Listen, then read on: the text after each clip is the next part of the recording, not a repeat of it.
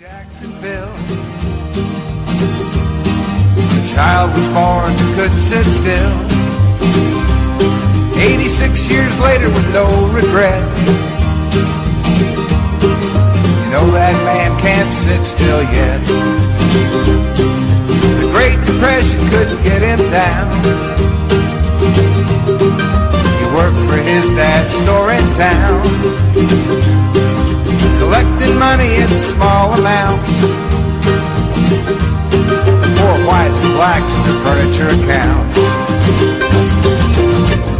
Stetson Kennedy wants us all to be free. Stetson Kennedy wants us all to be free.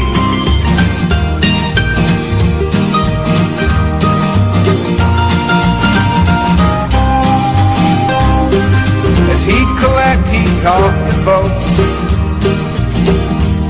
He'd hear legends, tales, songs, and jokes. Now this fine treasure he'd record and write. He was colorblind, didn't see black and white. Writer's project for the WPA. With Zora Neale Hurston, he earned his pay. Crackers and blacks, they talk for hours. It was a barefoot history of this land of flowers. The week that was, on the 8th of December 2018, beaming from WBRN Radio and on the Boston Red Network. This was a very interesting week, and we'll use our setup piece from Uncle Carl Robe. Uncle Carl is writing in the Wall Street Journal on the 5th of December 2018. The title of his article, George Bush's Leadership by Example. And we'll read just a little bit of it here. It had been gratifying to see George H.W. Bush finally receive the recognition he deserved. He was one of the finest men to serve as president and among America's most consequential chief executives. Bush was the last of the great generation to serve in the Oval Office. In their youth, these men and women saved the world from Nazism, or we'll say fascism, and in their middle years they defended freedom in the struggle against the Soviet Union and big bad communism, as he called it, which ended on President Bush's watch. The great generation embodied tireless values at the heart of American character. After winning the war, they came home and began life anew, created prosperity, built the institutions that brought peace to the post-war world. Bush rushed through Yale in 2.5 years while starting a family and leading the Yale baseball team to the College World Series in 1949-1948. Then he went to Texas to learn the oil business and entered politics in 1963. Well, in 1963, a man from Boston named John F. Kennedy was in the White House. So the political landscape was totally different. We had transitioned from, first of all, Give 'em Hell Harry, and then we had I Like Ike. Ike was on the golf course. He was kind of an intermediate type of person, not a Republican, not a Democrat, someone drafted in there that had actually had shown leadership. He was Supreme Commander in the Great War, excuse me, of the NATO forces. So thus he had leadership, but as president he didn't show very much. He was forced to send troops to Little Rock. He sent them, but he was of the old school, the old soldiers type of mentality there. He was worried about his daughter dating an African American, those kinds of trivial things that would seem more trivial today.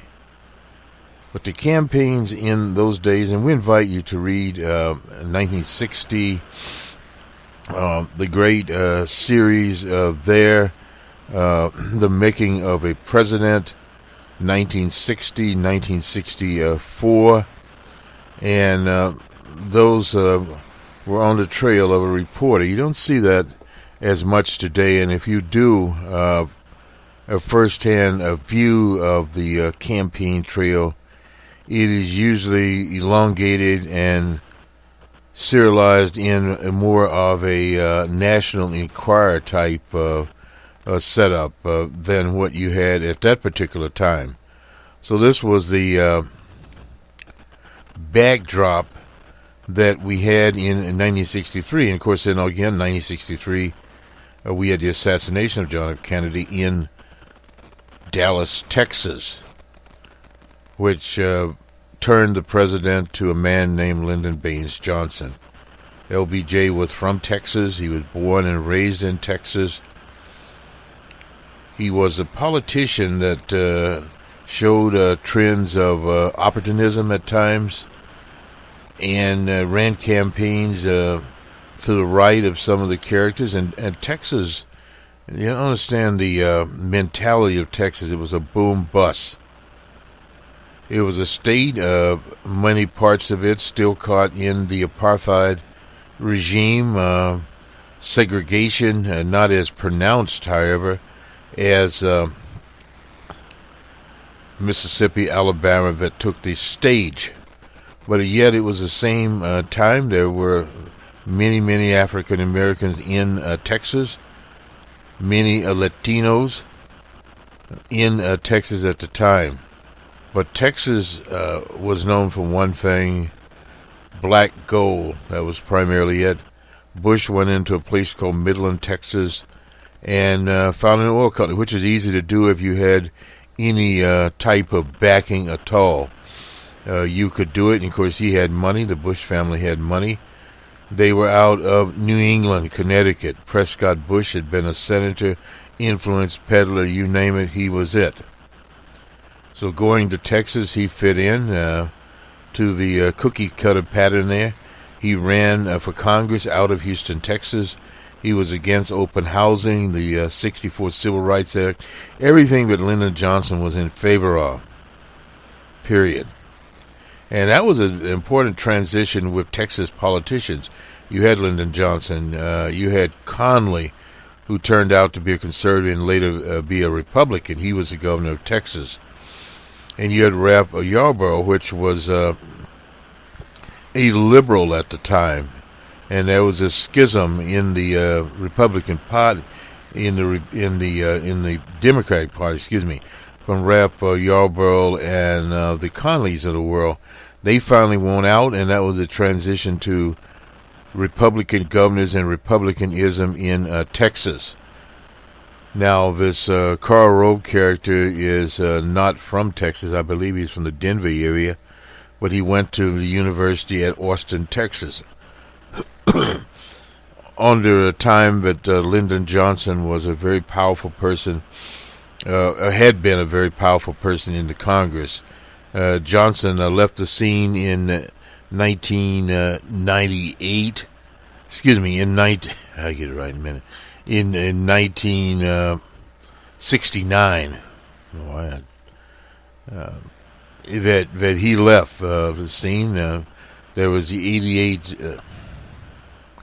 There was the 1968 campaign. He withdrew after the New Hampshire primary. That's LBJ, and LBJ was a man unfairly treated in history because of the Vietnam War.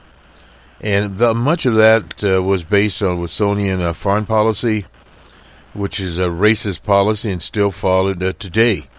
And this is the big problem here, and this is the reason we used Uncle Carl's article here to talk about this, because in the 70s, Nixon was forced to resign. He was portrayed as a crook to the world. He left town literally before sunset, in utter disgrace. And later that year, Gerald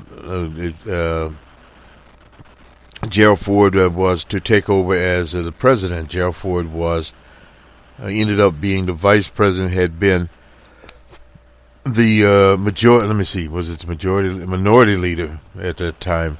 Anyway, he ended up under the Succession Act. He literally ended up being the vice president, and at the same time, he was, I guess, a speaker. Yeah, I don't remember my history. Anyway, going back 40-something years. Anyway, nonetheless, he did end up being the president. He was a concession president at that time, and they later streamlined that particular situation where they now have a form of transition. Because it was the Republican Party, they selected who would be Nixon's successor. And it was Gerald Ford. He was out of a small town, a conservative town in Michigan called Grand Rapids. Known for the Amway organization. Amway is not as prominent today as it was. It was one of these, for lack of a better name, pyramid organizations that skirted the laws of fraud that many of organizations did because of political influence. That was it. And that was out of what George H.W. Bush was born in his political career, that is. And Karl Rove served with him. He said he was, in 1973. He was 22 years old. He was the head of the College Republicans, which at that time was a laughingstock organization. We had just had a presidential election, and that was when Tricky Dick running for his second term against Dr. George McGovern of South Dakota, for whom we worked.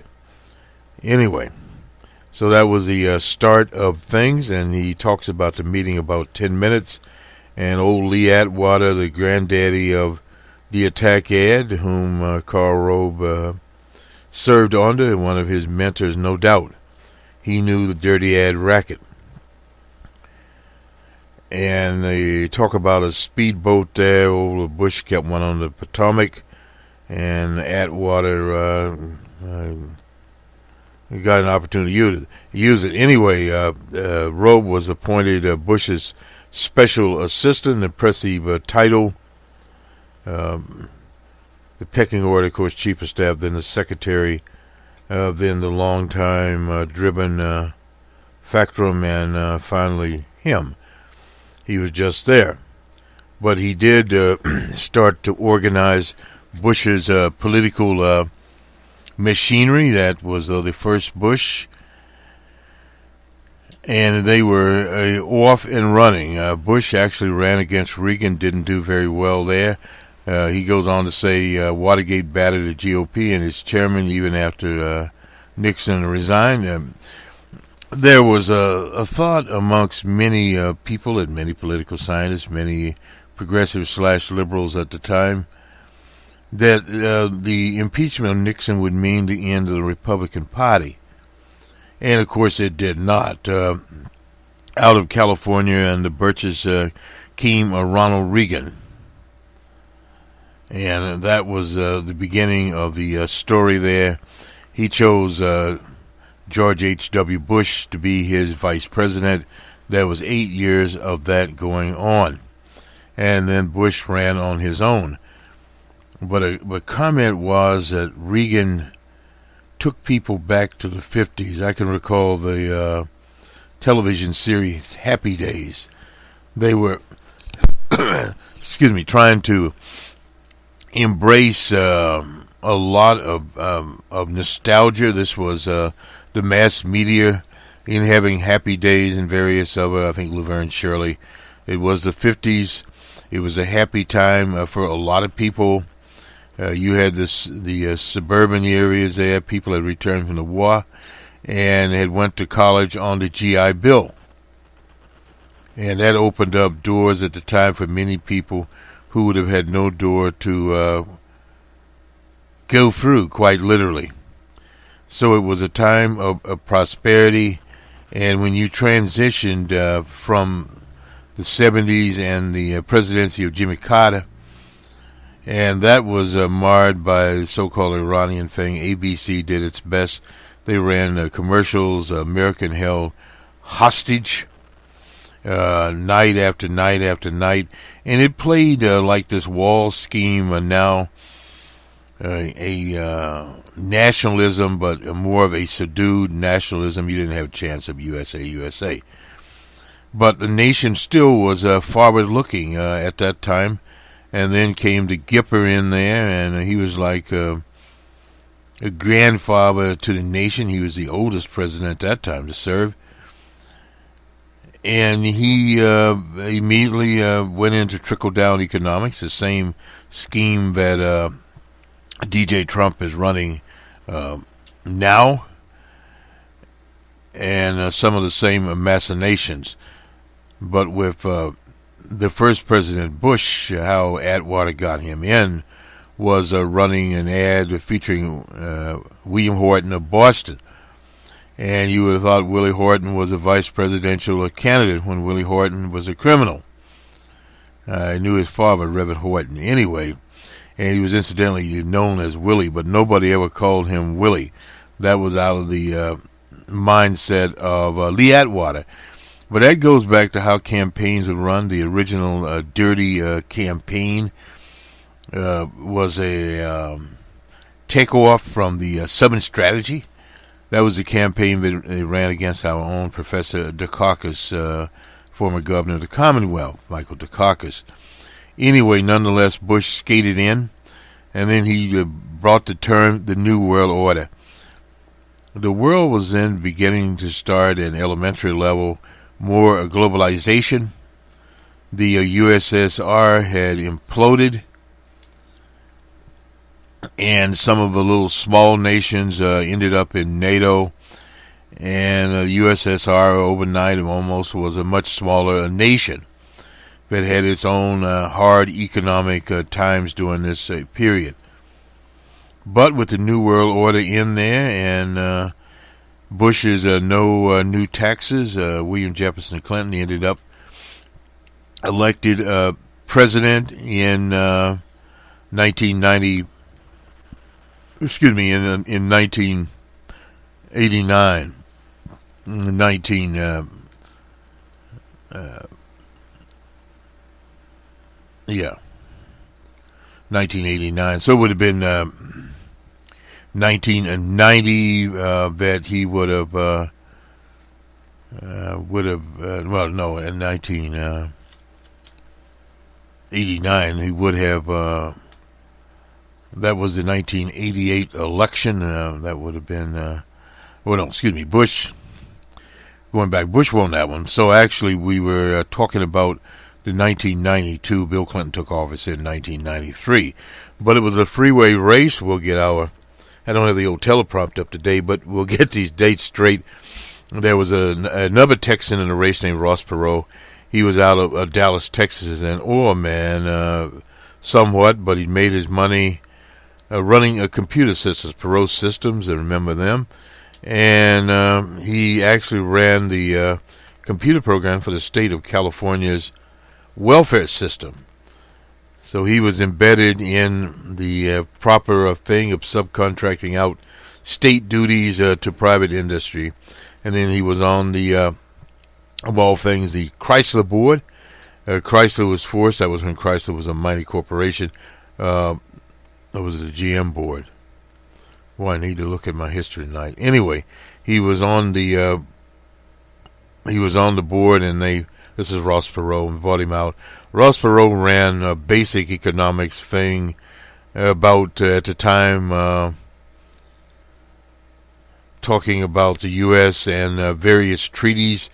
Clinton had not brought in NAFTA at that time, but again, Ross Perot and his populism, it was a different kind of populism than what you have today. It was not as nationalistic, but it became a freeway race, and Ross Perot got 30-something% of the vote that Bill Clinton slipped in by the hair of a needle, so to speak, in there, and he defeated George H.W. Bush, whom Ross Perot hated. So that was a saga there, and then came Bill Clinton.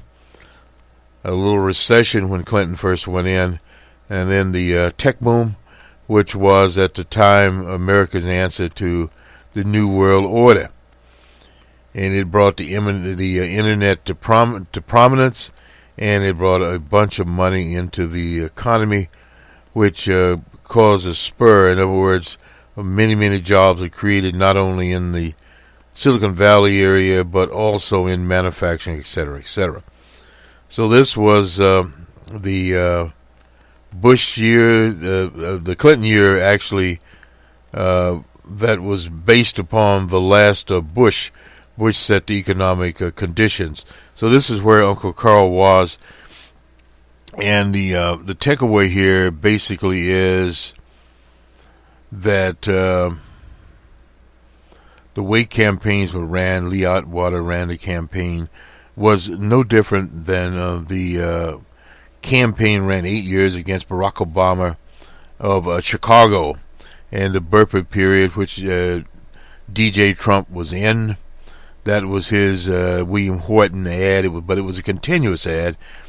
And we did not have in 1992 social media.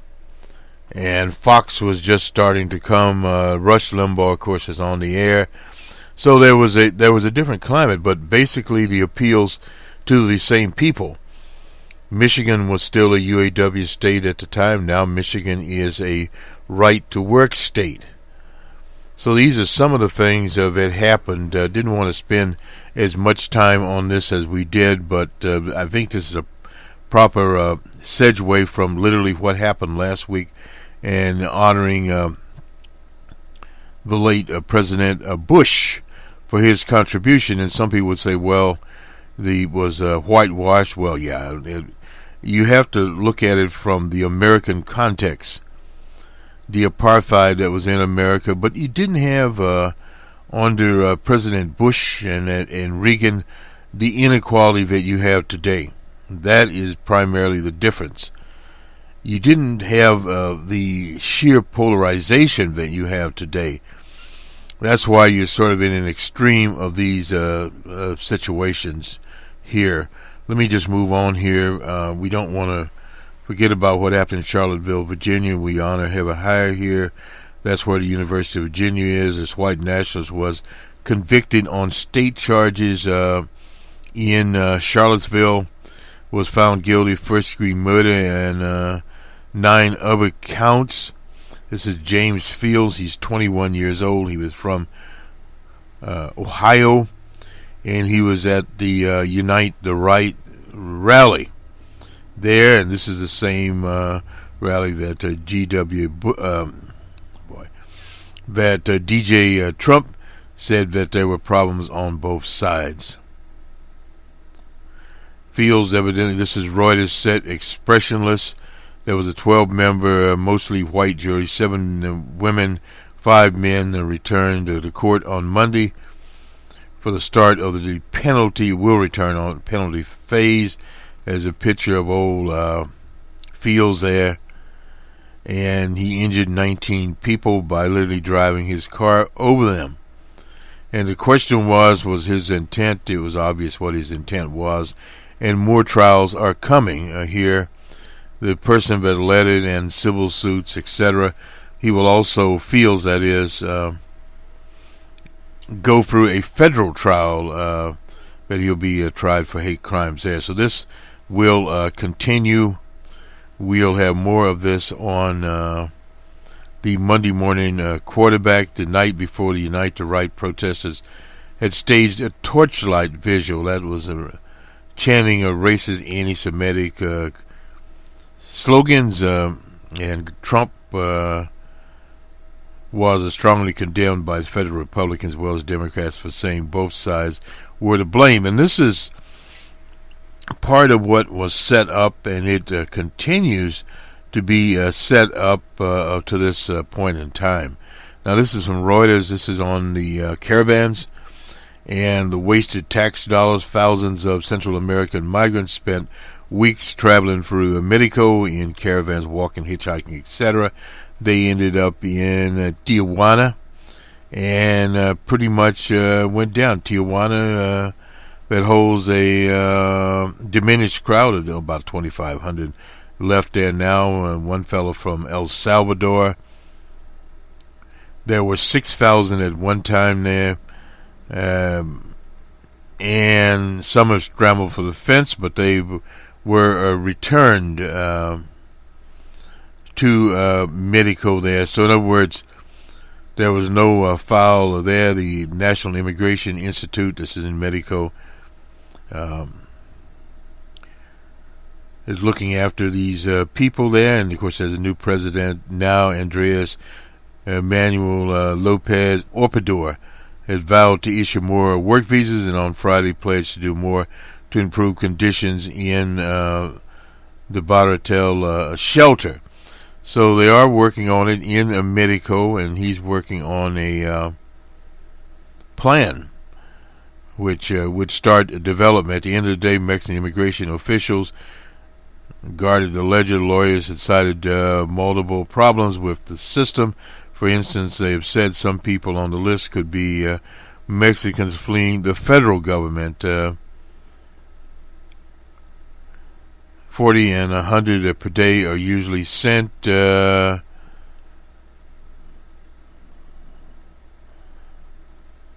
some are seeking a political asylum. I'm reading this directly from Reuters. And some have returned to Mexico. And there are 10,000 job openings in Baja California. That is the state, which salaries range from about $74 per week. For many immigrants hoping to send money to families in Central America, that's likely not enough, but they'll, as one would say, would have to get by on the meager staple. Yeah, let me just grab some other news here. We took a little. Frank Scott, he's an African American. He is now mayor of Little Rock, Arkansas. He evidently was an official of a bank. And that was a general election on November the 6th.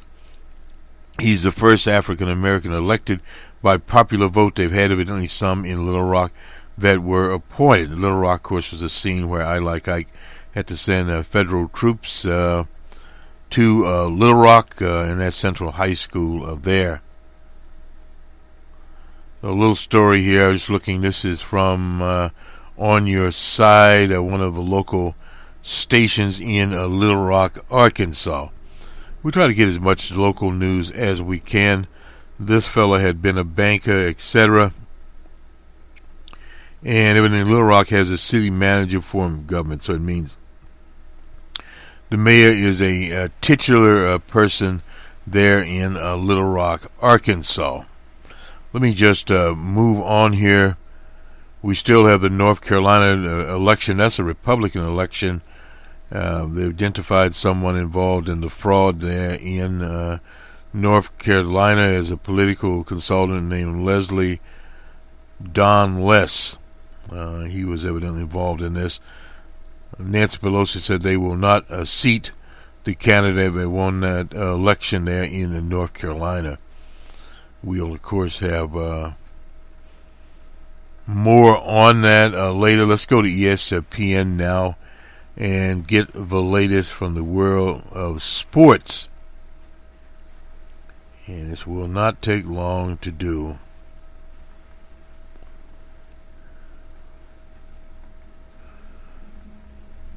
We'll look at the NBA and also we'll look at the NHL. And we got to get to the right night. This is a Friday night for some reason. Anyway, the Nuggets were at the Hornets. Hornets won 113-107. The 76ers were in the Motor City. 76ers won 117-111 for the Pistons. The Pacers were at the Magic, and the Magic had no magic. The Pacers won 12-90. And in overtime, the Raptors were in Jersey. The Nets won it by 1 point, 106-105. The Kings and Cavaliers in Denver. In Cleveland. I guess I haven't woke up this morning. Won 129 to 110. Kings over the Cavaliers. The Thunder and Bulls in Chicago. Bulls were back to their classic Michael Jordan type. Well, not exactly, but the score was 114 to 112, a 2-point game. The Grizzlies and Pelicans in the Big Easy. Grizzlies 107 to 103. For the Pelicans, the Lakers and Spurs in San Antonio. It was all Spurs, 133 to 120 for the Lakers. The Heat and Sun in Phoenix. There was no sunshine in Phoenix for the Suns.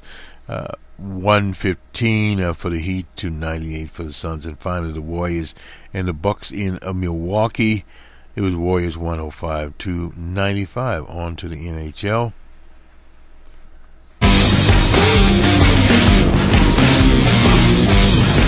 Introduction. Anyway, the Sharks and Stars. It was the Stars 3-2 over the Sharks. The Blues of St. Louis shut out the Jets. Yeah, it's the Winnipeg Jets, yeah. And the Wild and Oilers, it was all Oilers 7-2. About as high as a hockey score gets. And the Hurricanes and Anaheim Ducks, it was the Hurricanes 4-1 over the Anaheim Ducks. So different article there.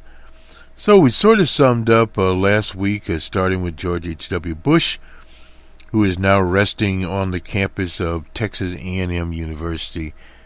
There, I think it's in College Station, Texas. And the caravan, well, they're just sitting there and attempting supposedly to move forward. One more last look here. Filings implicate Trump in plans to buy women's silence. That was one of the headlines in the Post. The neo-Nazi we talked about feels there. Yeah. And Rex Tillerson had some comments about DJ Trump. He just said he was dumb as a rock. Suppose that closes that out. He's got the shot in there. And various other, oh boy. The VA chief, Robert Wilkie, once praised Jefferson Davis as a martyr to the lost cause. More details emerged about Wilkie's passion for Confederate history. Oh boy. Anyway, Elizabeth Warren's political operation shows fissures. Let's see. Take a quick look at that in our last minutes here.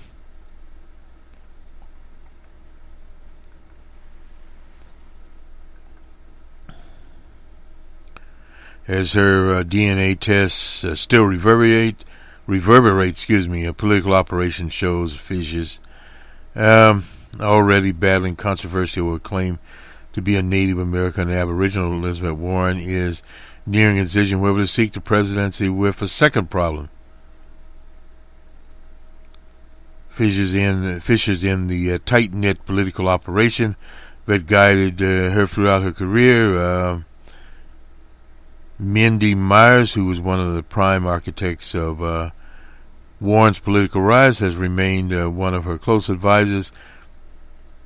Had been expected to play a senior role in the campaign, but she has been in talks with several other rival campaigns planning to meet with Beto O'Rourke, who is considered in the race. Myers ran the 2012 Warren campaign. Since Hillary Clinton's defeat, Warren has been on the top list. Well, she's been on the top list of the monopoly media, no doubt about that. And then the DNA test there. Well, the DNA test is a side issue there. Warren has done very good works. I don't have any sense that she made a final decision that she's running. There's somebody in the Commonwealth, adding that pressure on her was cutting editorial Thursday in the Boston Globe, suggesting that she rethink whether to enter the race. The Globe's editorial page has called on Warren to run in 2016. Warren missed her moment in 2016. There is a reason to be skeptical of her prospects in 2020. Let me just read this editorial here very, very quickly, since it is from the Globe. And actually, this is on Deval Patrick. He's bowed out also here. Running for president is hard. I decided not to run. This is about Patrick, what he had to say about bowing out of the race. There's also many of these also ran type characters in here. Sherrod Brown. They don't give Bernie Sanders his due. These other clowns here had like Tim Ryan, Como, Isley, forget them. Huppenlopper out of Denver, former their Starbucks chairman. I mean, it just goes on and on. They put Bloomberg in there and even Mitch Landrieu. Well, that's what you called waste of time. And let me just get this editorial here. Elizabeth Warren said she will take a hard look at running for president. Senator Warren made her most definitive indication to date that she's milling a run for the White House. Until now, Warren had responded to questions about her ambition by insisting she's focusing on re-election. Let me just make sure I get what the date. Oh, okay. This is on September 20. This is an old one. This is not the editorial we were looking for there, but sometimes there are situations in which no doubt doubts there, and this happens with a lot of these contenders. Some people have written that many of these so-called contenders out here will start to disappear, no doubt, and that is usually what tries to happen. And when you have 20 or 30 people in the race, supposedly in the race, this time around, many of them will start to disappear from the mix. So I think this is probably all we'll get out of this. Armand Bundy spoke kindly about the migrant caravans. The backlash was him reevaluating his supporters. Now, I'm not sure Armand Bundy is the son of the infamous Bundy there. Armand Bundy is back in the news of late. No, he's not involved in another armed standoff. Bundy is one of the figureheads, of course, of anti-government action. On Friday, BuzzFeed reported that Bundy was quitting the militia movement and powering down his social media accounts because of backlash he received from his rebut of Trump. Armand Bundy quits militia movement in solidarity with migrant caravans. I'm not sure what the... this is something we'll cover on the Monday Morning Quarterback.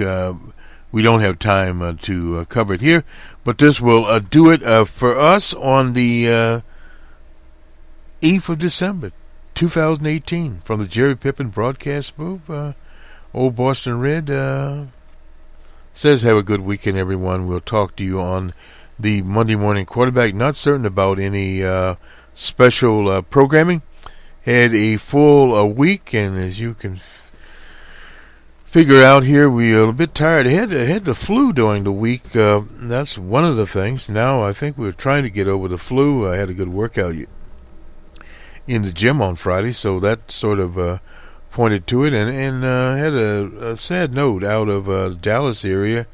One of Start's unionists with the commercial communication workers union, Mary Taylor, had spinal surgery. She used to head the region out in Denver, Colorado. So anyway, nonetheless, throw that note out there. Hope Mary gets well soon, and her and Tony out in Texas.